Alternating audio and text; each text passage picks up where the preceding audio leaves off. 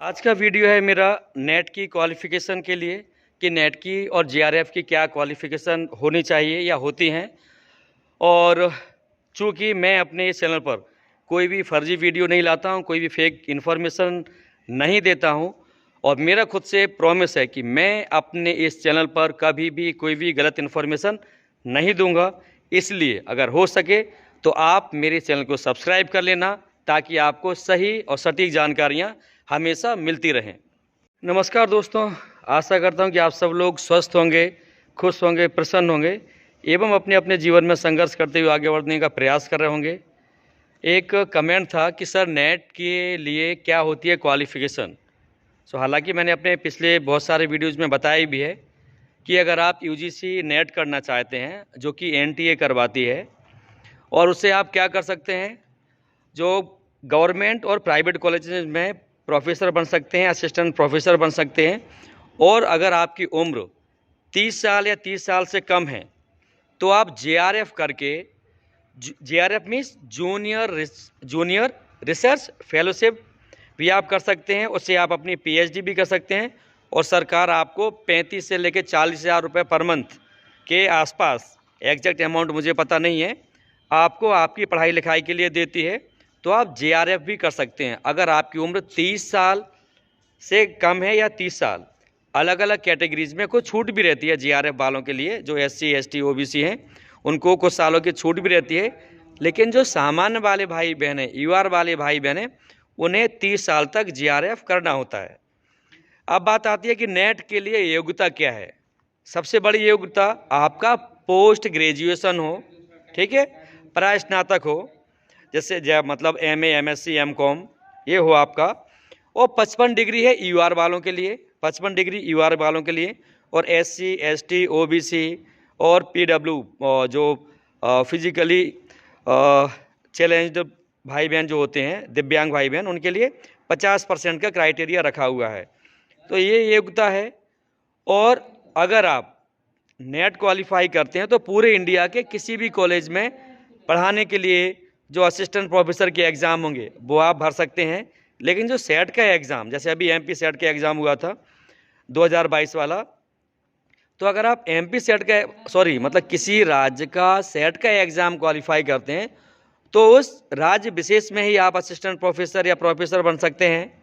लेकिन अगर आप नेट क्वालिफाई करते हैं तो इंडिया के किसी भी कॉलेज में जाकर पढ़ाने के लिए आप असिस्टेंट प्रोफेसर के लिए अप्लाई कर सकते हैं।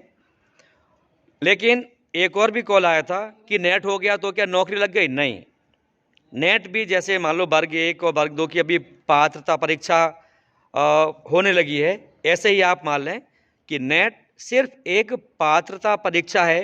फिर आपकी असिस्टेंट प्रोफेसर की भी एग्ज़ाम होगी और असिस्टेंट प्रोफेसर का एग्ज़ाम होने के बाद अधिकतर राज्यों में जो लोग असिस्टेंट प्रोफेसर में मेरिट में आ जाते हैं फिर उनके इंटरव्यूज़ होते हैं। तो जब आप इंटरव्यू भी क्रैक कर लेते हैं फिर आपकी टोटल मेरिट बनती है और फिर आप असिस्टेंट प्रोफेसर के पद पर चयनित हो जाते हैं। तो नो डाउट प्रक्रिया बड़ी भी है, लंबी भी है, कठिन भी है, लेकिन यार वर्ग 1 और 2 से तो बहुत ऊपर है, ठीक है। और जैसे मैं वर्ग 2 में भी पदस्थ हूँ, मेरा ग्रेड पे 3200 पे है। और जब मैं असिस्टेंट प्रोफेसर का देख रहा था तो मैंने देखा कई जगह 6000 ग्रेड पे है और हो सकता है कि सेंट्रल यूनिवर्सिटीज़ में तो और भी ज़्यादा हो। तो यार कहाँ 3200 और कहाँ 6400 के आसपास ग्रेड पे।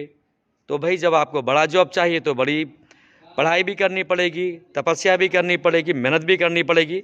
शॉर्ट में फिर से रिपीट करता हूँ, अगर आपके पोस्ट ग्रेजुएशन में 55% अंक हैं, आपको डीएड बीएड कुछ नहीं चाहिए, एमफिल पीएचडी कुछ नहीं चाहिए अभी तक की डेट में।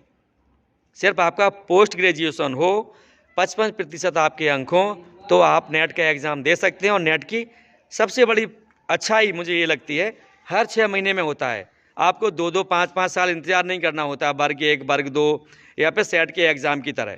हर 6 महीने में एग्ज़ाम होता है। अगर आप एक बार फेल हो जाएं, अगली बार एग्ज़ाम दें, जैसे दिसंबर का हुआ था, अब दिसंबर के बाद जून में होगा, तो लगभग 2 बार होता है, दिसंबर और जून। तो साल भर में आप 2 बार इस परीक्षा को दे सकते हैं और अपनी तैयारी भी जांच सकते हैं और उस तैयारी को अच्छा भी कर सकते हैं। जैसे मैं जिनसे कोचिंग ले रहा हूँ, मिस्टर विनीत पांडे सर, वो 10 बार नेट क्वालिफाइड हैं। ठीक है, लगभग भारत के सभी राज्यों का सेट एग्ज़ाम उन्होंने क्वालिफाई किया है और 2 बार जीआरएफ हैं।